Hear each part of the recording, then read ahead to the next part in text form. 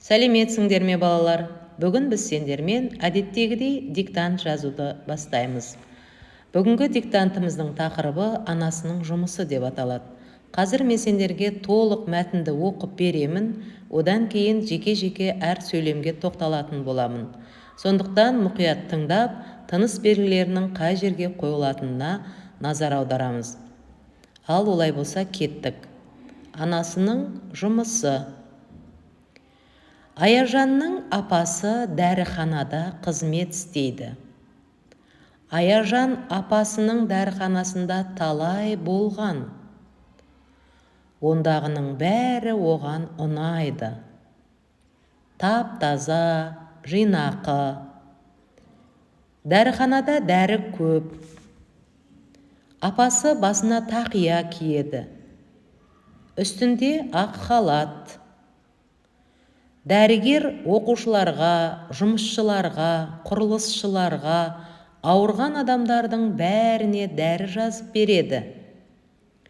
Апасы жазып берген дәрілерді оларға тауып береді. Анасының жұмысы Аяжанды қызықтырады. Міне біздің бүгінгі диктантымыз 47 сөзден тұрады.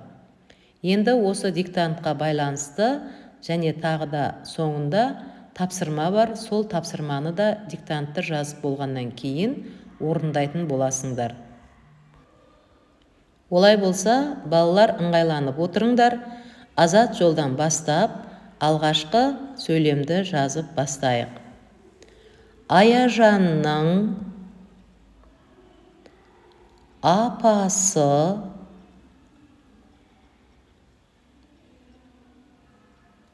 дәріханада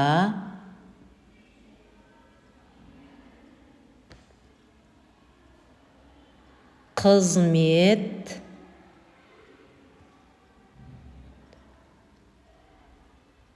істейді. Аяжанның апасы дәріханада қызмет істейді. Аяжан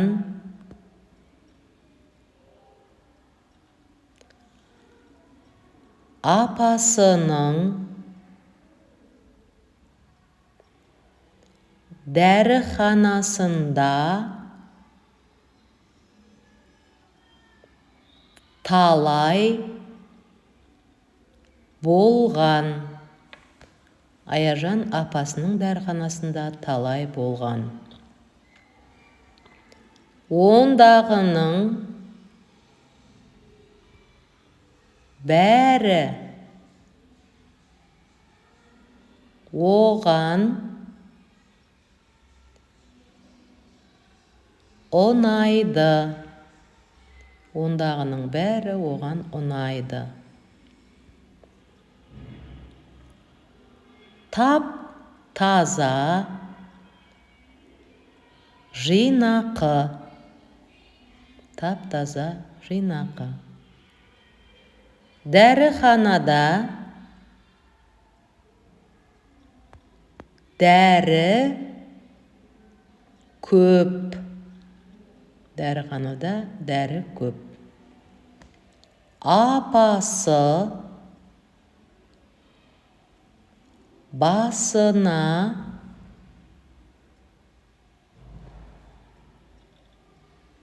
тақия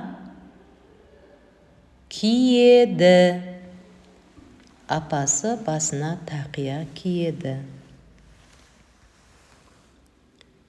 Үстінде ақ халат. Үстінде ақ халат. Дәрігер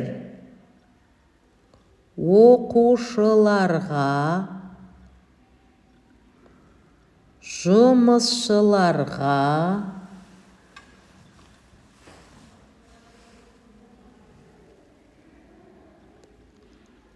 құрылысшыларға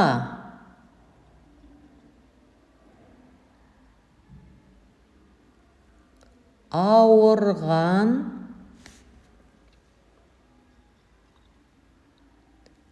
адамдардың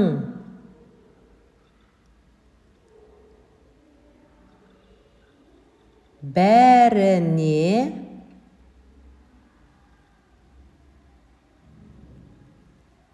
дәрі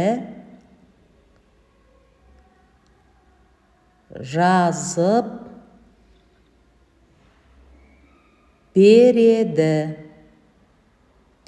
Дәрігер оқушыларға, жұмысшыларға, құрылысшыларға, ауырған адамдардың бәріне дәрі жазып береді. Апасы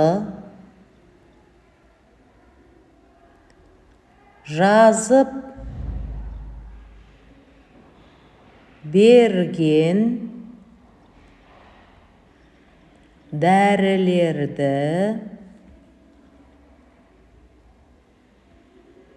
оларға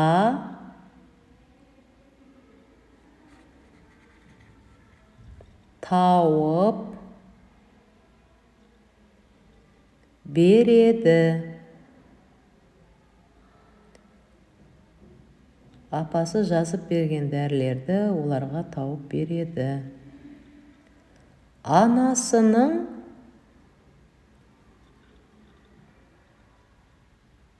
жұмысы Аяжанды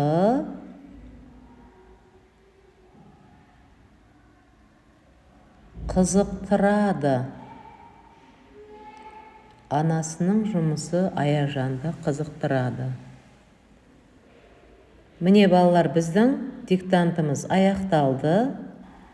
Балалар, өздерің жазған диктантты мұқият оқып шығыңдар, және де тыныс белгілеріне назар аударыңдар. Сонымен қатар мәтіннен зат есімдерді тауып, астын сызыңдар. Ал балалар, барлықтарыңа сәттілік тілеймін. Қош, сау болыңдар.